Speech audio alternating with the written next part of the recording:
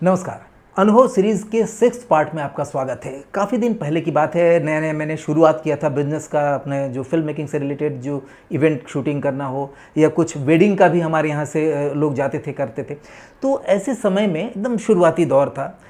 मेरे दिमाग में अलग अलग खुराफात आता था कि किस तरह से एक नया बिज़नेस खड़ा किया जाए। उस दौरान मोबाइल से इतनी शूटिंग वूटिंग नहीं होती थी, वीडियो शूटिंग नहीं होता था, मोबाइल से सिर्फ फ़ोटोग्राफ्स वगैरह लोग ले पाते थे। तो उस समय दिक्कत क्या होती थी, लोग अपने घर में बर्थडे के लिए, वेडिंग के लिए या कोई इस तरह का बड़ा कोई फंक्शन होता है, उसके लिए तो फोटोग्राफ़र या सिनेमाटोग्राफ़र को बुलाते थे, वीडियोग्राफ़र को बुलाते थे। लेकिन उन लोगों को अगर ये पता चले कि वो एक रियल लाइफ में क्या करते हैं, यानी उनके बच्चे कैसे स्कूल जाते हैं, वो लोग घर में कैसे बात करते हैं, कैसे खाना खाते हैं, तो इस तरह की वीडियोज़ की कमी थी। और हमने जब उन लोगों के सामने ये प्रस्ताव रखा कि आप आज जो भी कर रहे हैं घर में, 5 साल बाद नहीं करेंगे, बच्चे बड़े हो जाएंगे या आपकी फैमिली मेम्बर्स अलग अलग हो जाएंगे, कुछ भी ना कुछ होता रहता है, कोई है कोई नहीं है, तो आप क्यों ना हर महीने कोई ना कोई इस तरह का छोटा वीडियो तैयार कराएं जिसमें आप जो डेली लाइफ की रूटीन जीते हैं उसका हम एक शूट कर देंगे और उसका बहुत कम चार्ज रखेंगे और उसको एडिट करके 3 से 4 मिनट का वीडियो दे देंगे और वो मेरे पास भी सेव रहेगा। यानी 10 साल बाद जब आपको लगेगा कि हम देखना चाहते हैं तो आप देख पाएंगे कि किस तरह से आप अपना जीवन बिताते थे। वाकई में ये बड़ा ही इंटरेस्टिंग है। आप खुद सोचिए ना कि अगर अभी आपको 10 साल, 15 साल, 20 साल पहले के वीडियोज़ मिल जाए जिसमें आप किस तरह से बिजनेस चला रहे थे, या ऑफिस में थे या स्कूल में पढ़ते थे, कैसे जाते थे, क्या करते थे, क्या बातें करते थे, आपके दोस्त कैसे होते थे, तो कितना इंटरेस्टिंग लगेगा। तो ये हमारा सोच था और हमारे दिमाग में ये आया कि ये लोगों को पसंद ज़रूर आएगा। और हमने जिससे भी बात की, लोग बहुत, अरे भाई ये तो बहुत अच्छी बात है। हमने सिर्फ यही पूछना होता था कि ये बताइए कि अगर आज से 10 साल पहले का कोई वीडियो आपको मिल जाए कि उस समय आप अपने घर में कैसे रहते थे, क्या करते थे, आपके बच्चे आपके साथ किस तरह से बातें करते थे, या एक साथ बैठकर अगर डाइनिंग टेबल पर डाइनिंग कर रहे हैं तो कैसा माहौल होता था, क्या बातें होती थी, तो कैसा लगेगा। हर कोई बोलता है यार ये वीडियो के लिए तो हम 50,000 रुपया दे देंगे। चूँकि शूट नहीं था तो 50,000 मुँह से निकल जाता था। हमने सोचा कि इस तरह के अगर हम 200 क्लाइंट्स भी हम पकड़ लेते हैं अपने शहर में और हर महीना उनका एक वीडियो करते हैं और सिर्फ कीमत रखते हैं 500 रुपीज़, यानी एक वीडियो का 500, उसी में शूटिंग, एडिटिंग सब, तो तकरीबन अगर 200 क्लाइंट होते हैं तो तकरीबन 12 लाख का हमारा साल का एक पैकेज हो जाएगा। 10 से 12 लाख रुपया हम इनकम कर सकते हैं। और मेरे एक सिनेमाटोग्राफर, एक फ़ोटोग्राफ़र, एक एडिटर अगर हम रख भी लेते हैं, एक कैमरा उनको दे देते हैं, तो मेरा मैक्सिमम 1.5 से 2 लाख रुपया का खर्च है, 3 लाख का खर्च है और बाकी पूरे पैसे बचेंगे और 500 रुपया कोई भी दे देगा, हंसते हंसते दे देगा। लेकिन पैकेज 1 ईयर का होना चाहिए, यानी 1 ईयर में 6,000 रुपया वो देंगे और हम उनके हर महीना जाकर उनके घर पर 15 मिनट 20 मिनट के लिए जाएंगे, शूट करके चले आएंगे। उनको पहले से बता देंगे कि आप लोग रहिएगा, ये करिएगा, जो भी चीज़ करना है ये। तो ये एक हमने टारगेट बनाया कि इतना तो हम लोग कर ही लेंगे। बहुत अच्छा प्रस्ताव, अच्छा, हमारे घर में भी लोगों को अच्छा लगा कि ये तो बहुत अच्छा हो सकता है। तो हमने सोचा ये बाद में ऑल ओवर इंडिया हम लोग फैला सकते हैं, इसका फ्रेंचाइजी दे सकते हैं। बहुत बड़े बड़े ख्याली पुलाव जो है वो हमने बना लिए थे। लेकिन हुआ एकदम उल्टा। ये हुआ कि जब हम क्लाइंट से मिलने जाते थे, हाँ भाई करेंगे, बहुत अच्छा है, तो 500 रुपया कुछ नहीं होता, ठीक है नेक्स्ट टाइम आइए, नेक्स्ट टाइम आइए ना, ये या हमारे मार्केटिंग वाले को 2 बार 4 बार दौड़ाना, ये करना।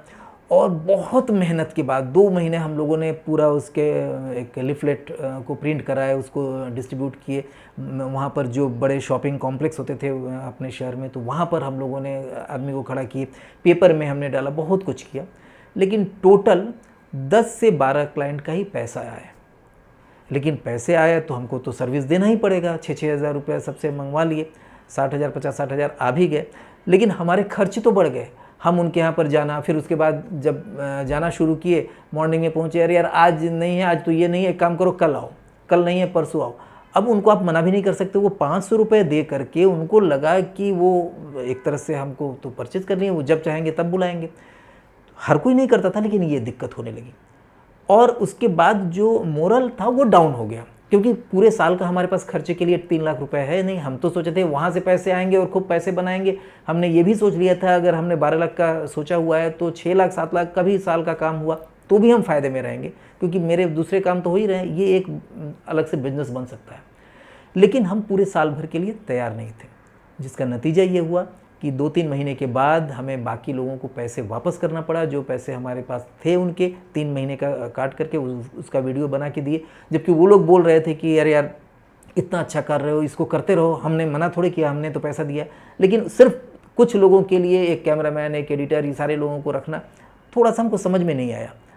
ये भी हमारी गलती थी, वो मैं बताऊंगा कि क्या क्या गलतियां हुई, जिसकी वजह से ये पूरा एक अच्छा सा प्रोजेक्ट हमारा गिर गया, नहीं हुआ। और आज भी मेरे ख्याल से कोई ऐसा नहीं करता है, जबकि आज भी मुझे ऐसा लगता है कि इसकी डिमांड है। और मेरे घर में अगर कोई करने आए, जबकि मैं खुद सिनेमेटोग्राफर हूँ, मैं मेरे यहाँ पर सारी चीज़ें हैं, कैमरा से लेकर हर चीज़, लेकिन मुझे लगा कि अगर कोई दूसरा आदमी करके आए और उसको अगर कुछ पैसा देना पड़े तो मैं दे दूँगा, कि यार उसके वजह से मैं उस पोर्शन को जी लूँगा और उसका वीडियो बन जाएगा और आने वाले दिनों में वो कहीं ना कहीं अपलोड होकर के मुझे दिखेगा।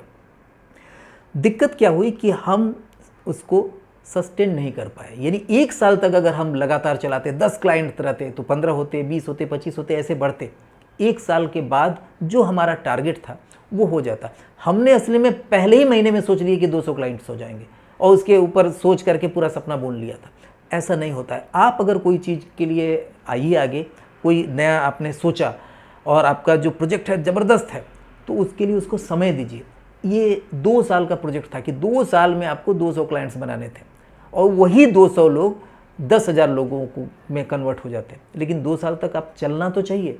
आप 2 महीने 3 महीने में मैंने वाइंड अप जो कर लिया, ये मेरा बहुत बड़ा नुकसान था। यानी जो 10-12 लोग हमारे अच्छे क्लाइंट बने थे, उन्होंने भी कहा कि भाई जब आप पूरा नहीं कर सकते हो तो शुरू नहीं करना चाहिए था। तो इससे आप सीख लीजिए। अगर आपके दिमाग में भी कोई प्लानिंग है तो उसको लॉन्ग टर्म प्लान के तौर पर लेके चलिए, तो आप सक्सेस हो पाएंगे। इस तरह की और भी वीडियोस आते रहेंगे। नीचे कमेंट बॉक्स में अपना सुझाव देते रहिए कि किस तरह का अनुभव आप और पाना चाहते हैं मुझसे, उसका सब्जेक्ट लिखिए, तो मैं अपने दिमाग दौड़ाऊंगा कि उससे रिलेटेड कोई अनुभव मेरे पास है कि नहीं, तो मुझे देने में अच्छा लगेगा। नमस्कार।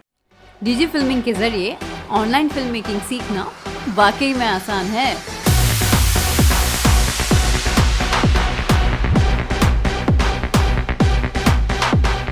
स्क्रिप्टिंग एंड डायरेक्शन की प्रॉपर ट्रेनिंग के साथ सिनेमा कैमरा की भी कंप्लीट नॉलेज आपको यहाँ प्रैक्टिकल वे में दी जाती है।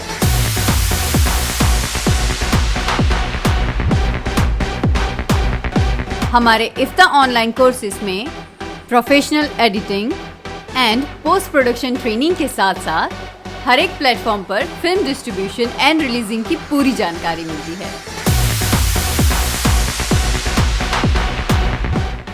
इफ्ता का online digital film making course उन सब के लिए है जो अपने इमेजिनेशंस को स्क्रीन पे लाने का सपना देखते हैं।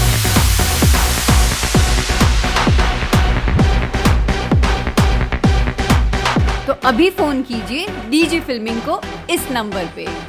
If your dream is to become a part of Glamour World by becoming a professional filmmaker, join the IFTA online filmmaking course today.